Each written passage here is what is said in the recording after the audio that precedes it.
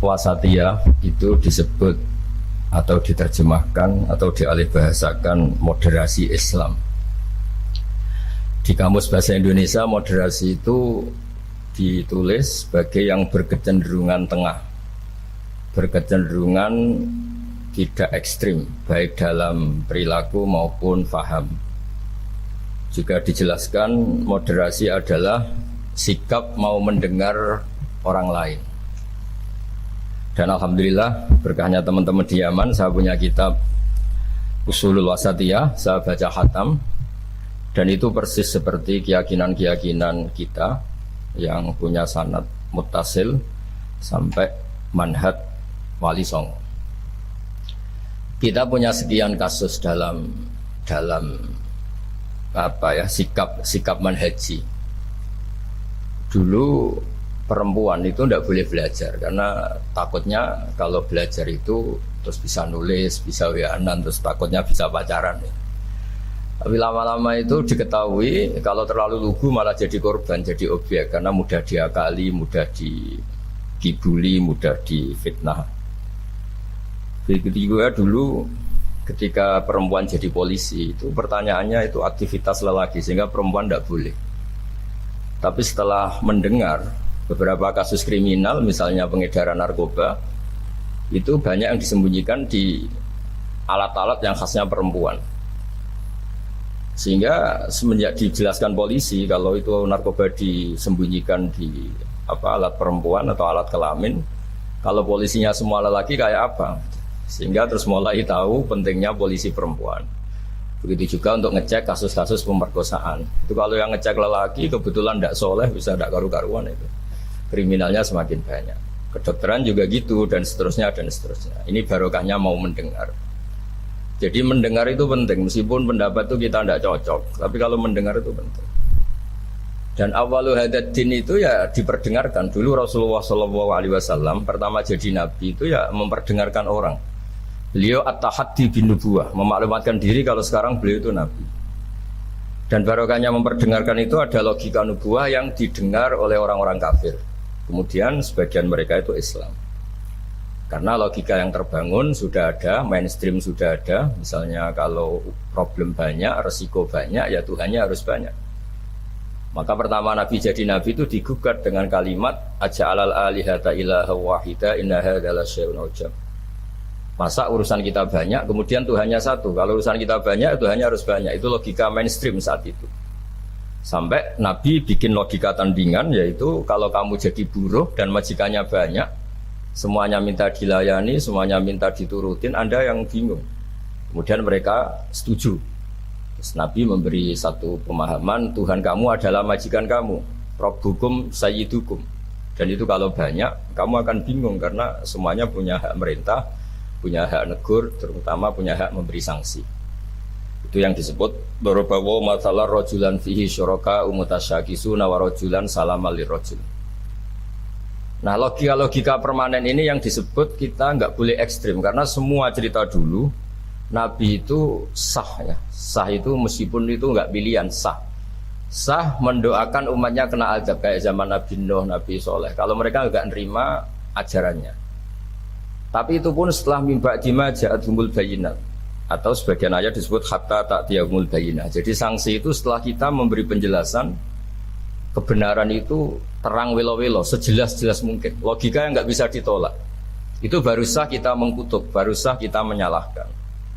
Sehingga semua nabi itu punya kemampuan fatona, kecerdasan yang orang itu nggak bisa ngelak.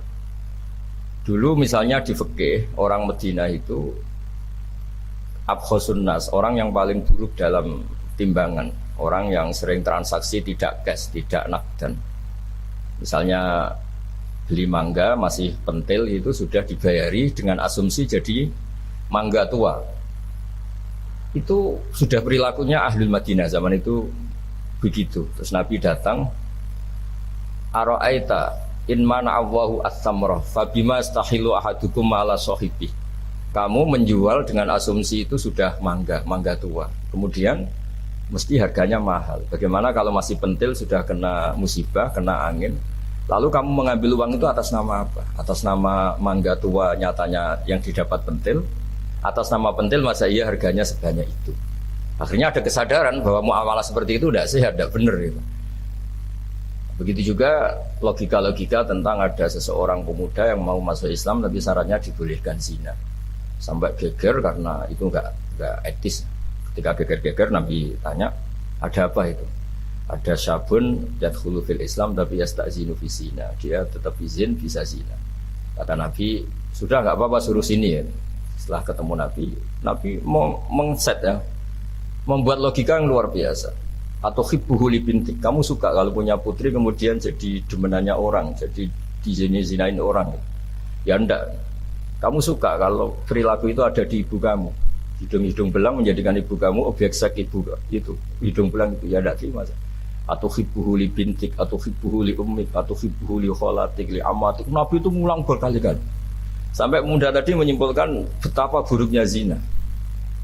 Bagaimana kalau korban itu anak saya, ibu saya, budik saya, budi saya, dan seterusnya. Semenjak itu kata beliau, kata pemuda tadi saya masuk Islam tanpa persyaratan boleh zina, dan zina itu abbahas, sesuatu yang sangat buruk. Nah ini yang harus dilatih terus oleh sikap-sikap yang nyun sewu bisa disebut ekstrim, karena harusnya logika-logika Islam itu dipahami secara baik. Hingga beberapa kali larangan-larangan manhiyat juga Allah menyebut innahu kana fahsyata wa matta wa sa'a sabila. Jadi disebut itu buruk sekali. Misalnya pembunuhan, bagaimana kalau itu anak kamu, korbannya keluarga kamu. Sadis juga gitu, bayangkan kalau itu korbannya anak kamu. Sehingga dari baca ini kitabnya Sayyid Abdul Wahab Harun, saya alhamdulillah baca, dan saya baca mungkin 2 jam khatam karena memang pola itu pola mainstream. Jadi penting membaca kitab dengan mudah dan gamblang itu penting, karena itu artinya ada mindset bersama, ada pikiran bersama yang kita terimanya itu sudah sa'yuhal lisyaribin, nyaman. Jadi kalau saya baca kitab itu ukurannya gampang, kalau saya baca kok nyaman gampang berarti ya sepikiran, karena ya memang mindset yang sama. Dan ciri utama kebenaran itu harus dicatat sa'yuhal lisyaribin, jadi kebenaran itu harus mudah dicerna.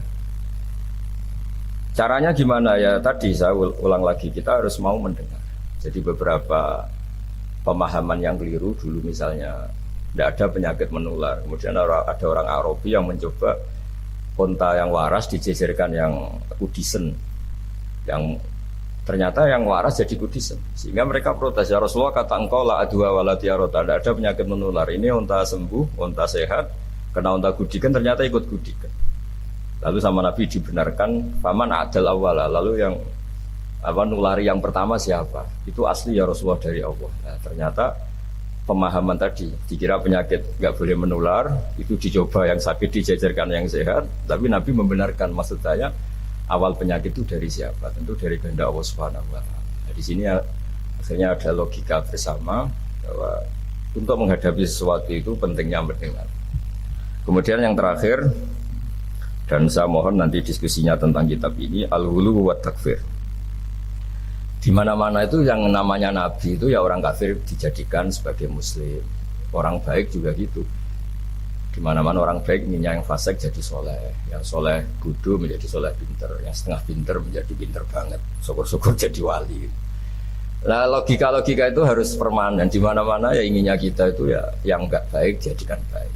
Ini bukan kebalik, yang sudah baik dikafirkan, yang sudah anggota dikeluarkan. Itu aja secara organisasi masalah kan. Jadi takfir itu sebenarnya tidak usah dalil, sudah jelas, masa yang sudah masuk dikeluarin. Yang di luar saja difasilitasi kulil ladzina kafaru iyantahu yufar lahum ma qad salam. Kalau kamu mau masuk Islam, fasilitasnya itu yufar lahum ma qad salam. Masalah-masalah kamu, dosa-dosa kamu akan diampuni. Jadi tahu-tahu orang yang min ahli la ilaha illallah karena kesalahan tertentu, entah pegang patok kuburan, entah apalah peringatan sesajen langsung dikafirkan. Ini kan jadi aneh. Padahal acaranya tahlilan. Menjadi aneh karena satu kalimat sing dakhala bihal kafiru al-islam, satu kalimat yang menjadikan orang kafir menjadi Islam. Kemudian dengan kalimat yang sama orang Islam hanya menjadi kafir hanya karena pegang patok kuburan atau karena acara-acara tahlilan yang dianggap khurafat. Ini kan jadi aneh, dengan kalimat yang sama, yang satu berstatus mengislamkan, yang satu berstatus mengkafirkan. Nah, sering mendengar gini insya Allah menjadi luar biasa. Masyhur itu dicerita di Bukhari, dan saya senang cerita itu. Ada orang syaribul khamri, mulai dulu memang muhibbinnya Kiai itu ya macam-macam. Dia itu syaribul khamri, tapi kalau nggak di masjid nggak seneng. Dia sukanya di dekat-dekat masjid karena dia nggak mau jauh dari tempat orang soleh. Sehingga ketika dikhat oleh Nabi karena keseringan minum sampai wakana yulaqabu himaron, di Bukhari disebut orang itu panggilannya himar. Tapi ketika sahabat mulai melaknati dia, kata Nabi la tal'anuhu fa innahu yuhibbu wa rasulah.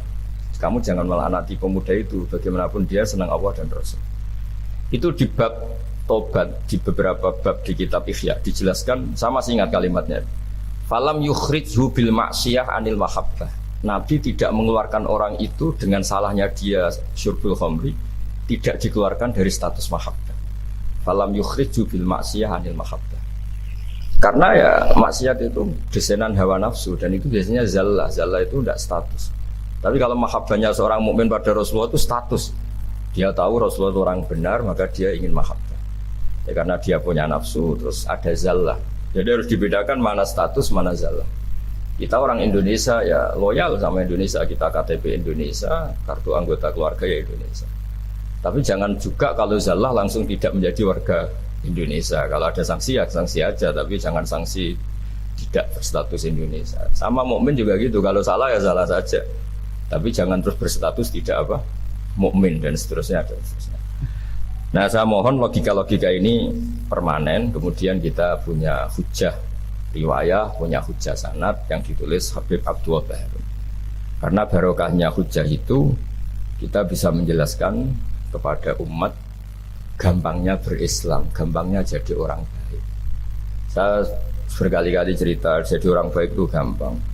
Apalagi kita ini alhamdulillah senang makan, senang tidur, senang guyon, senang. Ya kalau kita jadi orang baik itu kan gampang. Artinya gampang gimana? Ketika semalaman kita guyon, anggap saja itu tarkul ma'asi. Ya barokahnya guyon sama teman-teman, bakas terong bakar, bakas makan-makan. Akhirnya malam itu tidak dugem, tidak maksiat. Barokahnya tidur semalaman, ya barokahnya tarkul ma'asi kuliah. Juga gitu. Ya kalau kamu jadi Islam ekstrim kan, santri kok tidur semalaman, kapan belajarnya? Harusnya tertanya dibalik. Alhamdulillah tidur semalaman, kapan kamu bisa maksiat kalau tidur terus ya? Barokahnya tidur terus, nggak ada waktu maksiat. Jadi kaidah-kaidah yang kita pelajari zaman ngaji itu, bahwa yang dikatakan taat itu apa? Imtitsalul awamir wa istinabun nawahi, ya sudah. Barokahnya tidur itu istinabun nawahi, nawahi kuliah bahkan karena tidur tadi. Nah barokahnya cara pandang yang mudah, sederhana. Itsmamin mubakhin illa wa tahaqqaqu bihi tarku haramimma. Fa'il zamu minas sukun tarkul qatli wa minas sukut tarkul qadhaf. Itu ada di kitab Lubul Usul. Orang itu kalau melakukan mubah, pasti saat melakukan mubah itu ada tarkul haram. Tarku haramimma, akan meninggalkan haram apa saja. Makanya perilaku kiai-kiai ya gejol-gejolkan, santri ya gejol-gejolkan. Itu bukan nilai gejol-gejolkannya, tapi istildat bil mubahat, nyaman dengan hal-hal yang dibolehkan Allah.